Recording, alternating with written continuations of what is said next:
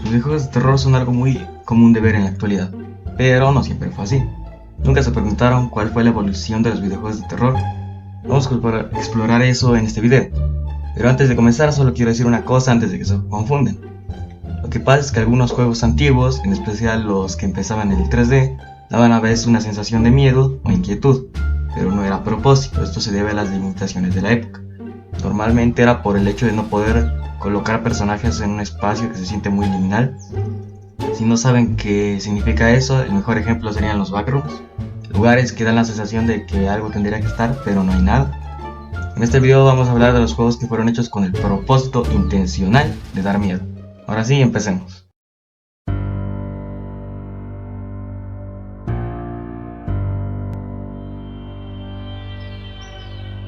El primer juego de terror fue Sweet Home. Es un juego de terror precursor del género Horror Survivor.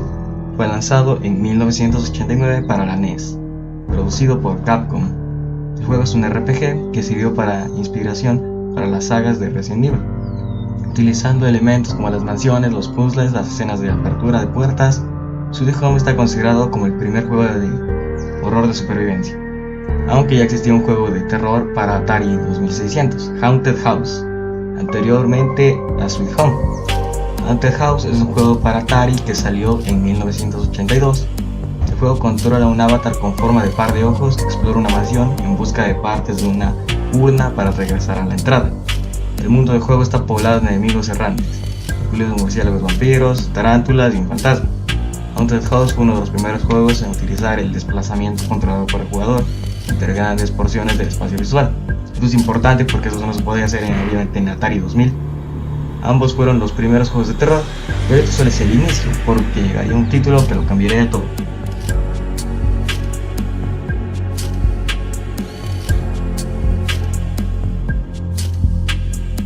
Pasamos al año 1992, año en el cual se lanzaría Alone in the Dark para PC, desarrollado por Infogrames, otro estudio que es básicamente Atari.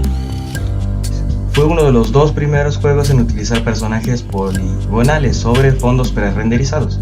El juego desafía al jugador a escapar de una mansión encantada. Para avanzar debes resolver acertijos mientras destierra, mata o evulde varios fantasmas o monstruos. Puedes recolectar y usar armas administrando un sistema de inventario basado en el peso y explorar un mapa parcialmente no lineal. Dato curioso, la historia del juego se inspiró en los relatos de Lovecraft. Para los panas, el hijo de puta amo craftear. Para superar las limitaciones de técnicas, el equipo de producción también empleó un sistema de ángulo de cámara fijo para encuadrar dramáticamente el movimiento de personajes tridimensionales sobre imágenes de fondo bidimensionales, antes dichas. Algo que se haría más adelante, como pueden ver en Alone in the Dark.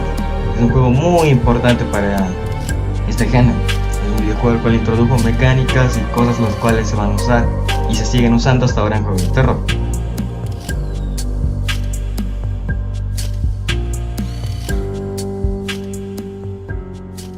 Viajamos un poco más adelante para ver el lanzamiento de Resident Evil, el primero, un videojuego de terror del subgénero Horror Survivor, desarrollado y publicado también por Capcom, originalmente para PlayStation en 1996, y unos cuantos años después se lanzó Silent Hill en 1929, también para PlayStation.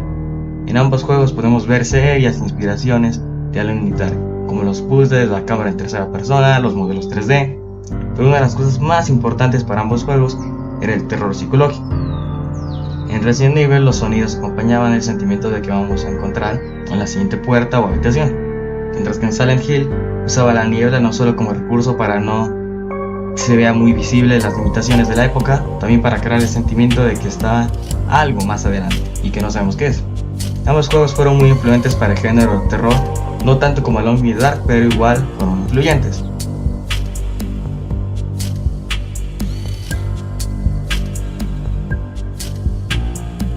Mientras esto pasaba, fueron saliendo en conjunto juegos que mostraban gore de forma muy explícita para la época. Los más importantes, a mi parecer, fueron Splatterhouse en 1988, el primer Mortal Kombat en 1992 y el más importante, obviamente, el primer Doom en 1993 y con su secuela no muy lejana en 1994.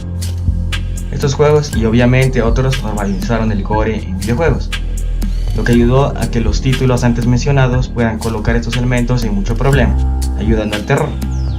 Pero algo que se debe aclarar es que un juego de terror no tiene que tener necesariamente gore para dar miedo.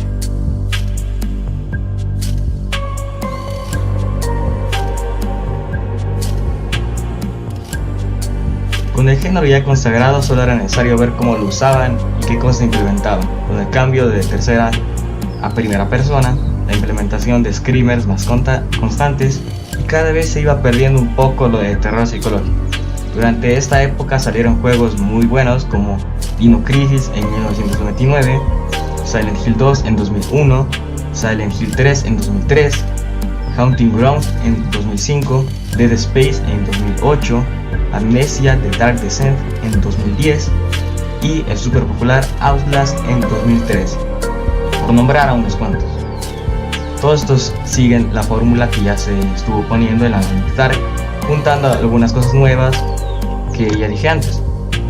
También manteniendo, como dije, poco del terror psicológico y añadiendo más cosas, pero igual parecía que se estaba volviendo tal vez un poco repetitivo. Faltaba que algo viniera.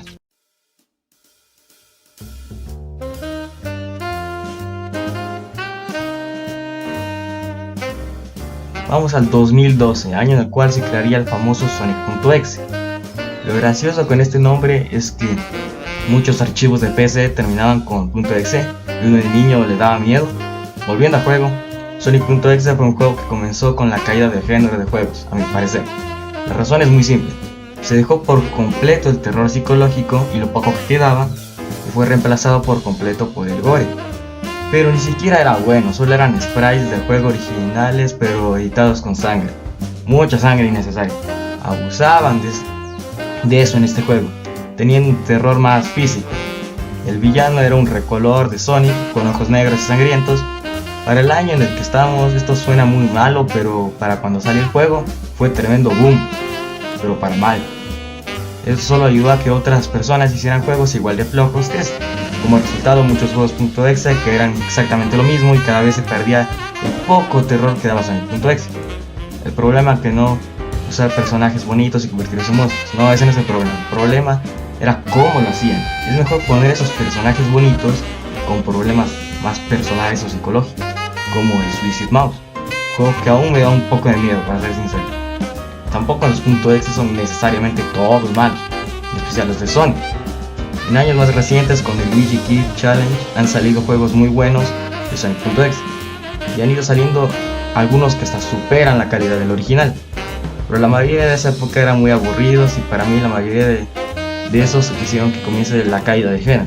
Necesitamos algo que ayude otra vez.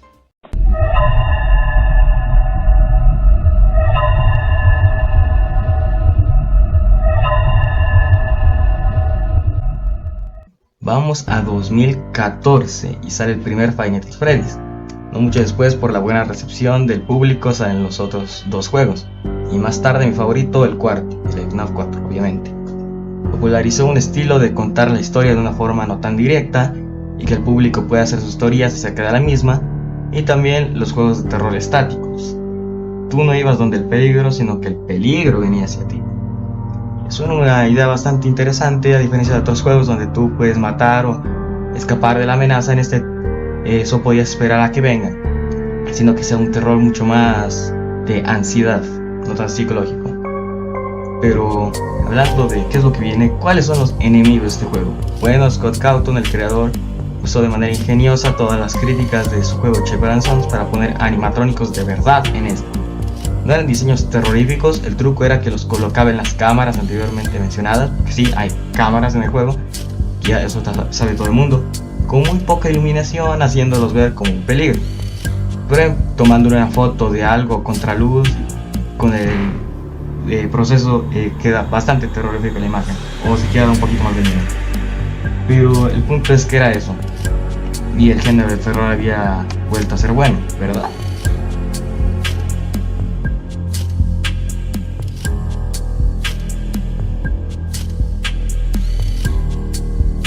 Pues no tanto, porque luego salieron juegos que usarían el mismo tipo de antagonistas, personajes tiernos que pueden verse aterradores con los parámetros correctos.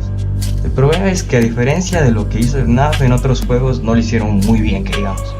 Se mantienen los diseños infantiles a todo momento, y esto hace que se infantilice los juegos. Eso no está necesariamente mal, porque esto hace que más gente se introduzca al género. El problema es que parece que los juegos están enfocados únicamente a los niños, y eso no está del todo bien. Durante esta fase salieron juegos como Vending Machine, Poppy Playtime, y el peor de todos y el más reciente, el Garden of Banban, por mencionar unos cuantos, que obviamente hay muchos más. Y todos podemos ver la inspiración de FNAF en estos juegos, pero en los dos últimos se nota demasiado la infantilización, y no llego a entender cómo pasamos de un diseño como este a otro como este. No por el hecho de que niños van a jugar o ver tu contenido significa que tengas que infantilizarlo hasta más no poder y hacer contenido o juegos súper simples. Y así estamos actualmente para mí. No es necesariamente malo, pero no es también algo bueno, y tampoco significa que los juegos sean malos. Algunos son bastante buenos y que causan buen impacto.